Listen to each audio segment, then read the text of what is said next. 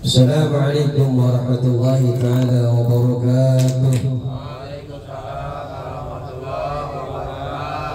Bismillahirrahmanirrahim. Alhamdulillahi rabbil alamin, wassalatu wassalamu ala asrafil anbiya wal mursalin, sayyidina wa habibina wa syafi'ina maulana Muhammad wa ala alihi wa sahbihi ajma'in. Rabbana la ilma lana illa ma 'allamtana innaka antal alimul hakim. Rabbi israh li sadri wa yassir li amri wahlul 'uqdatam min lisani yafqahu qawli. Amma ba'du. Bismillahirrahmanirrahim. Fadil hadratil Mustafa Rasulullah sallallahu alaihi wasallam wa ala alihi washabihi wa dzurriyyatihi wa usulihi wa furufurihi wa li mu'allif hadzal kitab Asy-Syanawi Al-Bantani wa li Syaimil Amri Syaimil Al-Adrim.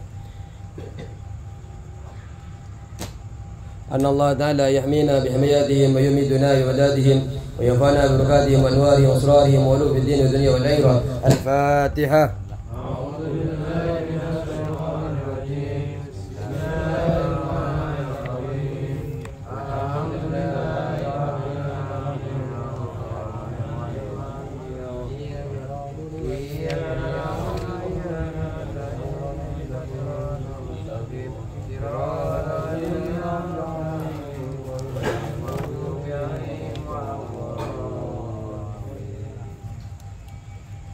Bismillahirrahmanirrahim. Faslun fi ab'adis salati. Sekarang kita sampai kepada di dalam menjelaskan ab'ad salat, sunnah-sunnah di dalam ab'ad salat. Ab'ad salat ini kalau kita kerjakan dapat kesunahan-kesunahan, tapi kalau kita tinggalkan dianjurkan kita ganti dengan sujud sahwi. Makanya kita hari ini kita akan belajar ada beberapa yang disunnahkan.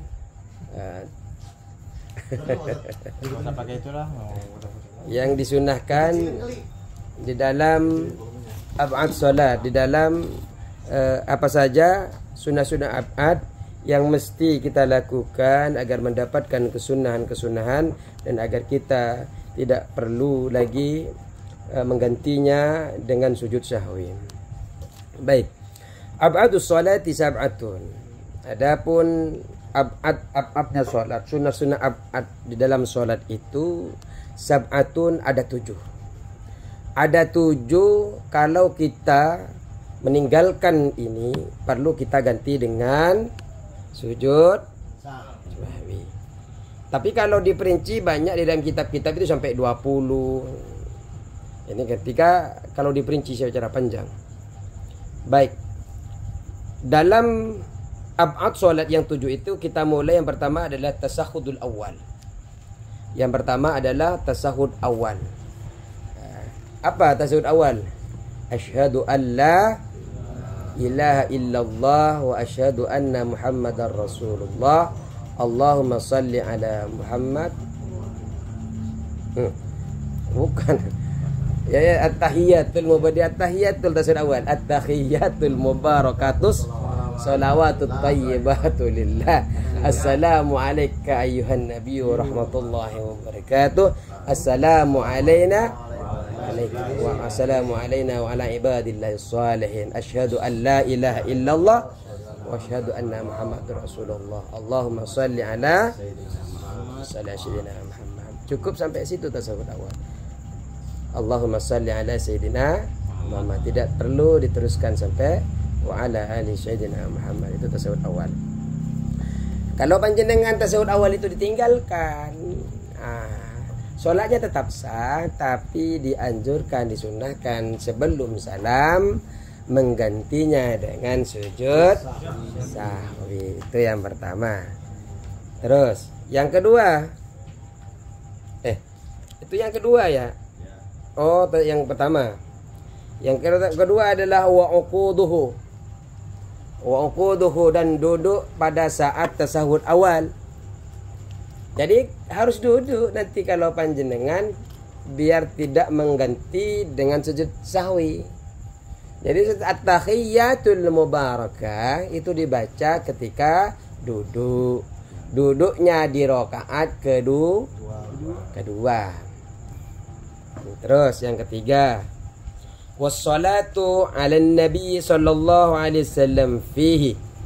Wassalatu 'alan nabi sallallahu alaihi wasallam fihi, dan salawat kepada Nabi Muhammad sallallahu alaihi. Tadi kan at-tahiyyatul mubarakah. Ini kan salam yang diucapkan kepada Allah ketika Isra Mi'raj. Nyampe ke langit ketujuh, mau ketemu dengan Allah, diajarkan oleh malaikat Jibril untuk mengucapkan at-tahiyyatul mubarakatut salawatut tayyibatulillah. Dijawab oleh Allah, assalamu alayka ayyuhan nabiy wa rahmatullahi wa barakatuh. Tapi Rasulullah tidak mau keberkahan itu didapat sendiri. Kemudian dijawab oleh Rasulullah untuk umatnya, assalamu alayna wa ala ibadillahi salihin. Sehingga agar mendapatkan keberkahan umat itu nyambung dengan Rasulullah, umat bumi seisinya mengucapkan asyhadu alla ilaha illallah wa asyhadu anna muhammadar. Kemudian ditambahkan dengan salawat, Allahumma salli ala Sayyidina Muhammad. Langsung berdiri. Jadi yang ketiga adalah bersalawat kepada Rasulullah. Kemudian ini ada faidah, apabila imam tidak tasahud awal, maka tidak diperbolehkan bagi makmum untuk takhaluf. Apa itu takhaluf? Tidak mengikuti imam, menyelisihi imam. Imam berdiri, jenengan masih duduk, tidak boleh. Walaupun imamnya lupa tidak baca tasyahud, tetap harus mengikuti. Harus mengikuti untuk untuk mengikuti imam, walaupun imamnya tidak melakukan tasyahud awal. Kemudian berbeda ketika imam tidak melakukan qunut. Ketika imam tidak melakukan qunut, panjenengan boleh melakukan qunut, tapi panjenengan harus meyakini bahwa ketika panjenengan qunut tidak tertinggal 2 rakaat dengan imam. Kalau kita sholat di masjidnya orang-orang Muhammadiyah atau yang berbeda dengan kita madhabnya, yang mereka meyakini bahwa qunut itu bukan sunnah, bukan bagian daripada abad sholat, maka mereka tidak akan qunut. Sehingga kita posisinya ketika kita mengikuti atau bermakmum kepada beliau-beliau, bagaimana kalau kita mengira dengan qunut tidak tertinggal 2 rakaat, maka nggak apa-apa kita qunut walaupun mereka sudah sujud, tidak apa-apa. Tapi kalau tasawuf awal imamnya sudah berdiri, wah imam ini lupa, jangan sampai saya juga ikut-ikutan salah ya. Nggak bisa, tetap harus ngikutin baru nanti kasih tahu saja subhanallah, biar imamnya tahu kalau dia sedang lupa, biar nanti ketika sebelum salam melakukan sujud sahwi. Baik. Kemudian lagi yang perlu kita di dalam ngambil istifadah, ngambil manfaat dari ilmu ini adalah kita di dalam tasahud awal tidak perlu membaca salawat atas keluarga Nabi Muhammad sallallahu alaihi wasallam. Tadi kan Allahumma salli ala Muhammad atau Allahumma salli ala Sayyidina Muhammad. Tidak perlu wa ala alihi wa sahbihi wa sallam. Itu tidak perlu. Tidak perlu menambahkan kepada itu. Kecuali begini. Kecuali ini kalau panjenengan dalam keadaan sholat muwafiq, artinya panjenengan ngikutin imam dari awal. Tapi kalau panjenengan sholat masbuk, panjenengan sholat duhur atau sholat isya sudah mendapatkan 2 rakaat, ketinggalannya sudah 2 rakaat ya. Kemudian berarti tasahud awal, seandainya kita tasahud awal, bagi imam adalah tasahud akhir. Maka kita di dalam tasahud kita membacanya tasahud akhir. Artinya kalau tasahud akhir juga ada ya, membaca selawat kepada Rasulullah ya. Membaca selawat ke Rasulullah, membaca selawat kepada keluarganya Nabi ya. Jadi ikutin apa yang dibaca oleh imam. Walaupun sebenarnya posisi kita adalah tasahud awal. Tapi kalau seumpamanya imamnya kalau membaca lama sekali, entah itu fasih atau enggak, tapi lama ketika tasahud awal, kita tidak perlu membaca tasahud akhir. Tapi ketika kita selesai tasahud awal, karena panjenengan cepat tasahudnya, sedangkan imamnya entah itu dibaca sama titik harokatnya betul-betul dinikmatin soal at-tahiyyat, pokoknya seperti itu. Contoh sumpamanya diayatin. Sedangkan panjenengan masih sebenarnya sudah nyampe asyhadu alla, itu masih tahiyatul mubarakah, terus pokoknya itu. Ternyata malah lama sekali. Sedangkan panjenengan sudah selesai. Apa yang harus dilakukan? Silakan berdoa. Tidak perlu menambahkan sampai tahiyat. Wah, ini mau baca apa lagi? Ini lama banget ini. Imamnya masih kelihatan, kedengeran ke belakang masih assalamu alaina. Bagaimana caranya berdoa? Kita udah duluan ya?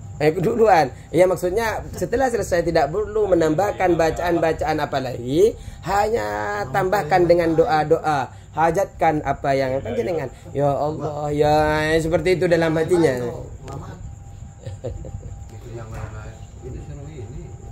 udah duluan bacanya. Nungguin assalamualaikum lama banget. Enggak, nunggu ke atasnya kalau tasawuf awal. Ya sama, tasawuf akhir kalau lama ya setelah itu doa-doa panjatkan. Terus yang keempat adalah wassalatu 'alal ali fit tasahhudil akhir, termasuk ab'adus salat, sunnah-sunnah ab'ad di dalam salat adalah berselawat kepada keluarga Nabi di fit tasahhudil akhiri, di tasahud akhir. Ketika panjenengan berada di tasahud akhir, maka perlu membaca sholawat. Kalau tidak membaca sholawat, diganti dengan sujud sahwi. Tadi kan asyhadu Allahumma salli ala sayyidina Muhammad wa ala ali sayyidina Muhammad. Kemudian terus yang kelima adalah wal qanutu, qanut. Nah, yang kelima adalah qanut. Qanut ini termasuk abadnya salat yang kelima.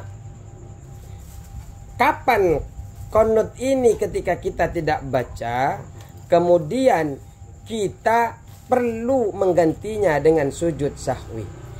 Di antaranya adalah ketika salat witir di pertengahan bulan, di separuh bulan Ramadan. Jadi ketika sholat witir, imamnya sudah lewat dari tanggal 15, lupa tidak baca qunut di witirnya, maka perlu diganti dengan sujud sahwi. Nah, ini siapa yang jadi imam nanti kadang lupa ya, namanya biasanya qunutnya cuma subuh, witirnya enggak qunut, maka ganti dengan sujud sahwi. Qunut itu adalah sebenarnya zikir, Pak. Jadi zikir yang mencakup dengan doa dan pujian.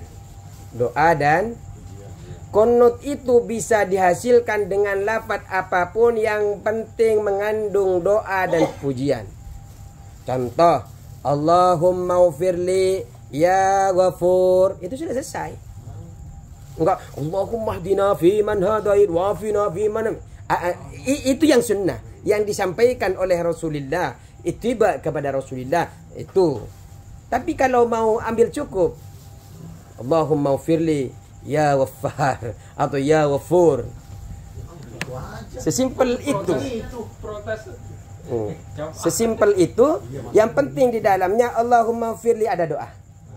Terus ya Ghafur, Maha Pengampun, ada pujian. Kemudian tutup dengan selawat. Ya. Wa sallallahu ala sayyidina nabiyil ummi wa ala alihi wa sahbihi wasallam. Jadi kalau buru-buru cukup. Irhamni ya Rahim, irhamni ya Rahim wa sallallahu. Lebih simpel. Atau ultuf bi ya Latif itu. Kasih aku wahai Allah yang Maha Pengasih, atau irhamni, sayangilah aku ya Rahim wahai Maha Pengasih. Wa sallallahu alaihi wasallam. Itu sudah mencukupi. Pertama adalah doa.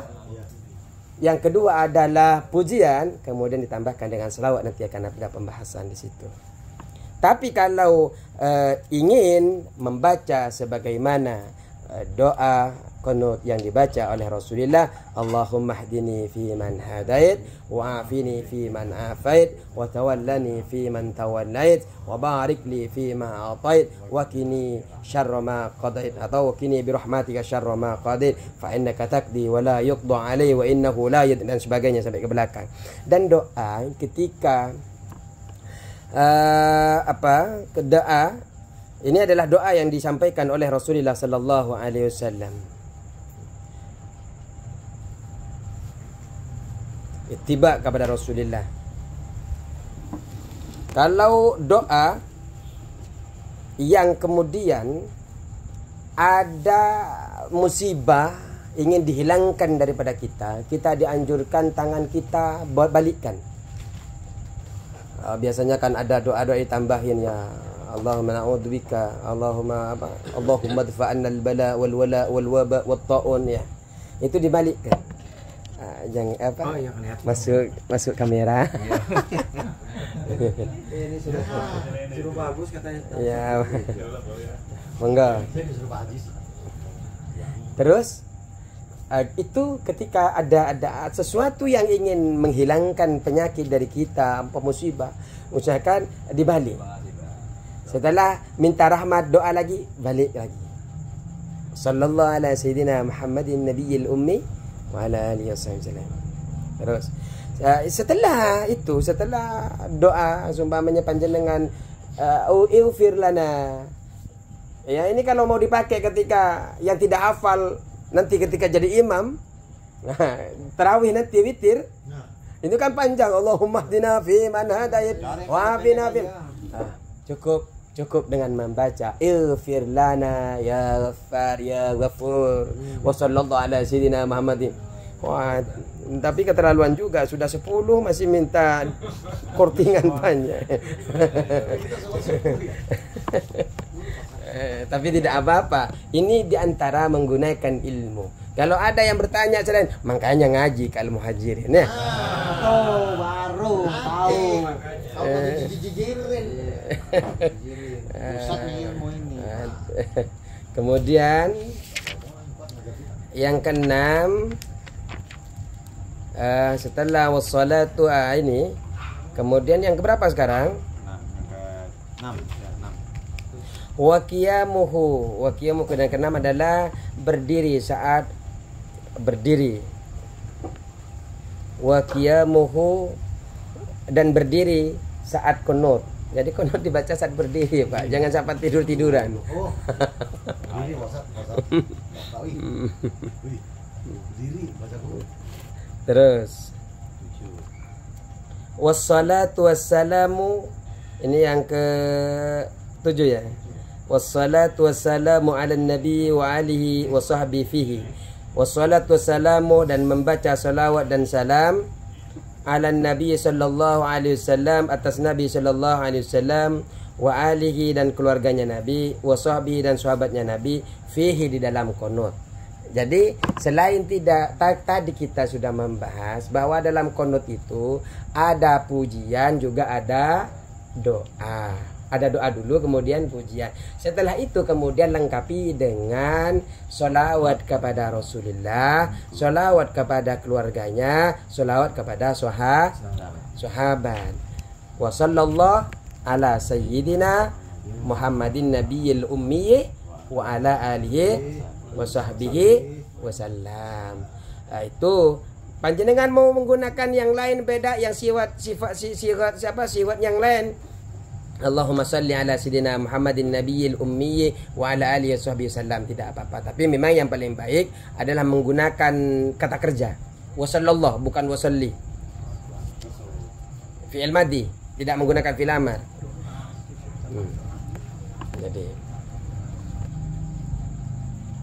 Jadi setelah konot, setelah apa namanya kan ini ighfir lana ya wafur seumpamanya. Tutup dengan doa selawat ketika kita mau sujud, tutup dulu wasallallahu ala sayyidina Muhammad. Pertama selawat untuk Nabi. Wa ala alihi wa sahbihi wasallam. Allahu akbar. Ya. Ya kalau kita dipakai di Nur Hidayah dikeroyok pulangnya. Kenapa? Ya nggak ngaji kalau muhajirin. Tidak tahu ternyata hanya sesimpel itu. Hanya sesimpel itu. Mau diamalkan. Ya jadi ya silakan ya mau pakai besok. Tapi yang ditambal dengan sujud sahwi perlu kita ketahui hanya konot-konot di sholat witir, di sholat subuh. Kalau sholat apa ada itu juga konot nazilah. Konot nazilah untuk menghilangkan musibah biasanya dibaca setiap Jumat, setiap sholat, kapanpun bisa. Dan itu ketika ditinggalkan tidak apa-apa, nggak perlu ditambal dengan sujud sahwi. Jadi hanya sholat subuh sama sholat witir. Sebenarnya dan juga nah ini ya. Oh, berarti sudah 7 dah. Sesimpel itu. Buru-buru. Aku sendiri aja. Oh, buru-buru. Yang lain enggak, santai semua orang-orang. Enggak, sudah cara duduknya berbeda. Begini, diantaranya ini adalah abad. Kita coba masukkan lagi hayat. Hayat itu sebenarnya tidak perlu kita mengganti. Hayat itu tidak perlu kita mengganti dengan sujud sahwi. Bonus, pahalanya bonus. Ya seperti hayat kemarin angkat tangan di 4 tempat tadi ya. Di 4 ketika takbiratul ihram, ketika mau ruku, ketika bangun di tasyahud awal itu kan hayat. Di antaranya hayat ini juga adalah meletakkan tangan kanan di atas tangan kiri ketika kita dalam sholat. Ya. Ada beberapa posisi. Ada yang pertama yang lebih utama itu panjenengan menggenggam sisi penggelangan tangan kiri dengan tangan kanan. Kemudian telapak tangan kanannya ini setelah menggenggam ketika takbiratul ihram kemudian langsung meletakkan ke telapak tangan sejajar dengan dada.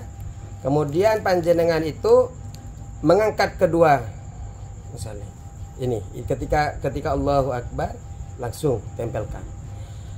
Dan juga panjenengan merentangkan, ada pula lagi ketika memegang ke tangan itu merentangkan jari-jarinya, menggenggam dengan melebarkan. Ada juga merentangkan jari-jari ke tangan kanan ke arah bawah. Jadi menggenggamnya ada yang seperti ini, ada yang cukup memang segini, ada yang begini melebarkan. Artinya kalau ada orang yang melebarkan berarti itu ingin mendapatkan hiatnya sholat. Ada yang begini melebarkan tapi ke bawah. Ada yang cukup. Ini ada beberapa cara. Kemudian meletakkan kedua tangan ini diantaranya di bawah dada, di atas pusar, mengarah sedikit ke arah kiri. Kenapa? Ada yang mengatakan karena apa ya? Khawatir di dalam bahasanya itu agar ini menjaga hati, agar kita khusyuk. Jadi ditekan hati, sedikit ada sedikit ditekan, ke kiri ada sedikit ditekan. Agar terlintas lintasan-lintasan yang ada di hati itu tidak terlintas lagi karena kita sudah merasakan ini ditekan.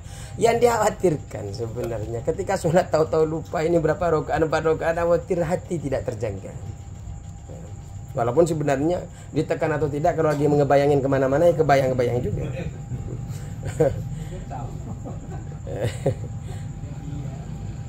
Baiat namanya. Terus ini hayatnya salat. Banyak sekali hayat itu. Cuma kita cukupkan ke situ hayatnya karena ada yang buru-buru. Kita langsung kepada makruhnya. Ini yang paling penting agar sholat kita tidak lagi dibenci, tidak disenangi. Karena kalau yang makruh memang tidak begitu disenangi. Ketika ditinggalkan dapat pahala. Walaupun dikerjakan tidak mendapatkan dosa tapi tidak disenangi karena makruh. Ini banyak sekali sekitar 21 tapi kita cepat-cepat takut buru-buru jadwalnya. Pertama adalah membiarkan kedua tangan berada di dalam ini. Pertama ketika kita membiarkan kedua tangan berada dalam lengan baju pada saat takbiratul ihram, ruku, sujud atau tashahhud. Jadi pergelangannya masuk ke dalam baju pergelangan tangannya. Panjang. Iya pakai seperti itu ya. Kadang orang-orang Arab kan lebar-lebar apa. Itu makruh. Malah kalau sujud ada 7 anggota badan harus nyentuh. Kalau enggak nyentuh batal sholatnya. Kemudian menoleh wajah tanpa ada hajat. Ya kalau noleh ke belakang malah enggak usah noleh. Makruh. Tapi kalau semuanya ada hajat, dompet jenengan ditaruh di situ tas. Keamanan masih ada apa belum? Itu ada hajat. Nah, itu tidak dimakruhkan. Itu ya. Yang ketiga adalah berisyarat dengan semisal mata, alis atau tanpa ada hajat. Itu bisa membatalkan sholat kalau dia memang sudah komunikasi melalui itu. Makruh. Lagi kode artinya kalau sampai ngasih tahu ustadznya kelamaan terawihnya ya bacanya ya. Nah, hanya pakai isyarat saja. Itu pakai Enggak Pak Ustaz tahu hari kalau di sini sering gitu. ini makruh hukumnya.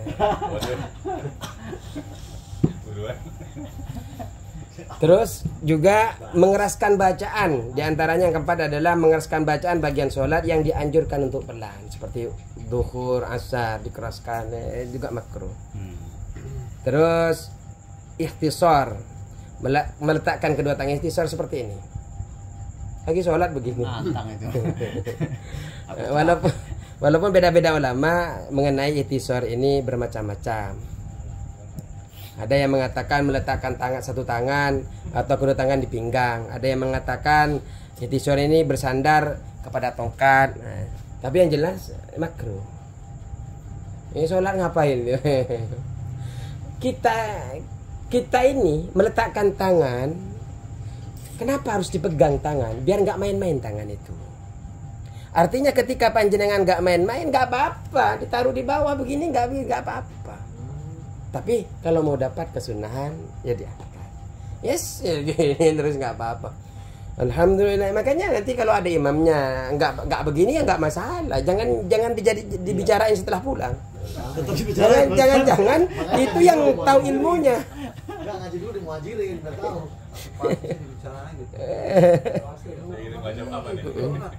Jadi tidak boleh. Ini Ustaz Joni enggak tahu.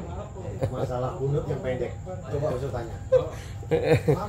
Kemudian cepat-cepat dalam melakukan sholat. Gerakannya cepat-cepat, tidak pelan-pelan. Ini makruh juga, tapi tidak batal.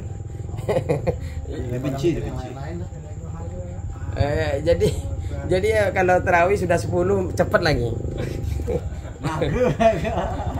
Terus yang ketujuh adalah memejamkan mata ketika sholat. Karena takut memejamkan mata itu sebenarnya makruh. Tapi kalau ada hajat, malah sebenarnya kadang memang wajib memejamkan mata, itu wajib. Kadang kita sholat numpang, sumpamanya sholat di rumahnya saudara, ternyata depannya ada foto-foto telanjang, ya wajib. Ya kasus per kasus.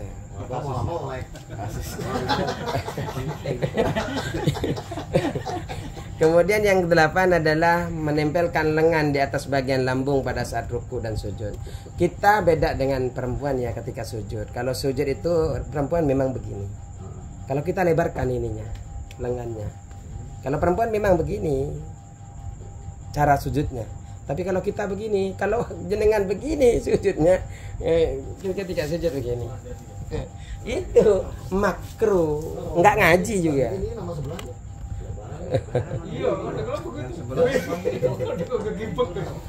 Ya, tapi jangan gibek-gibekan juga. Juga jongkok seperti jongkoknya anjing juga tidak boleh. Nah, ininya seperti ini nih, nggak duduk begini nih.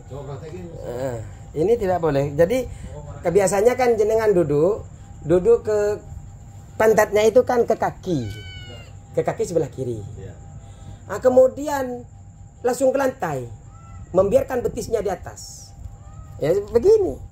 Nah, jadi pantatnya dua-duanya ke bawah. Ini itu dimakruhkan.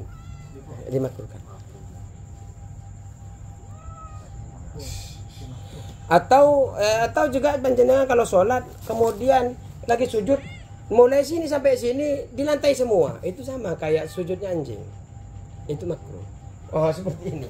Ya. Ya, yang penting bukan ustadznya saja yang kayak cicak. Ini nggak enaknya kalau meraktekin langsung kayak cicak. Terus nukratul ghurub. Itu juga boleh. Apa itu? Menghantam lantai dengan tumainah. Jadi langsung Allahu Akbar. Tapi memang dengan cepat-cepat. Tumainah artinya ketika sujud memang masih istirahat. Nah, karena kalau enggak tumainah malah batal sholatnya, karena tidak mencukupi syarat harus sujud tumainah. Jadi pelan-pelan saja. Terus seperti tadi iftirasi, duduk seperti binatang buas, bagian siku sampai ujung jari nomplok semua. Terus mubalaghah atau terlalu menundukkan kepada kepala saat ruku. Ruku itu kan yang sunnah sejajar dari belakang sampai lurus. Sampai kepala itu seandainya ditaruh apapun nggak jatuh, lurus. Kemudian terlalu ke bawah, terlalu nunduk ketika ruku. Pak Ferry, lanjut, coba praktek nih. Lagi dulu. Kurang. Nunduk ke bawah, paling bawah. Ini kan enggak, ini yang bagusnya seperti ini. Standar. Tangan di atas dengkul. Kalau tangan di bawah dengkul udah pasti kan taruh ke bawah, bahaya nih. Nah, itu. Ada juga yang begitu sih. Ya, ini untuk patokan. Kalau begini pasti nunduk, dan ini berarti makruh. Kalau tangannya di atas dengkul, lu nggak bakal ke bawah dah, kan ditahan. Turun dikit. Nah, kalau ini turun, bahaya ini. Nah, itu. Terus yang selanjutnya adalah nggak tahu yang nomor berapa, dah lupa saya. 15 atau 14 nih. Terus musolli, selain memang musolli, orang yang sholat meletakkan bagian tangan selendang kirinya di bawah pundak kanan. Jadi selendangnya itu, tangan kirinya itu ditutupin pakai selendangnya, selendang di sini langsung nutupin. Jadi ini ketutup. Ya kan di sini nggak rata-ratanya pakai selendang surban ustaz. Tapi ada teman-teman yang pakai selendang milik tiba pakai surban, nggak apa-apa. Artinya jangan diselendangkan kemudian kayak tertutup begini.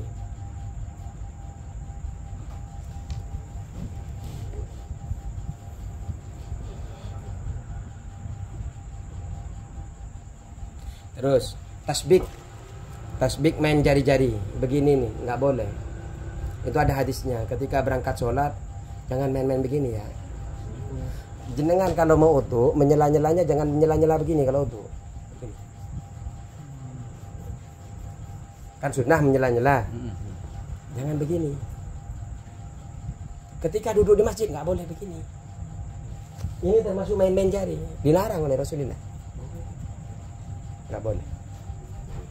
Apalagi gini, ketika di masjid melaksanakan sholat, karena perjalanan ke masjid itu sudah dianggap meliputi sholat. Jadi itu namanya tasbih. Nah, ini sering banget ini begini. Terus lagi isbal. Isbal itu sarung melebihi mata kaki, makruh sebenarnya. Nah, ya udahlah. Itu cukuplah itu ilmu karena sudah duduknya enggak nyaman. Wallahul muwaffiq ila aqwamit thariq. Wassalamualaikum warahmatullahi wabarakatuh. Saya kan bisa pulang. Waalaikumsalam.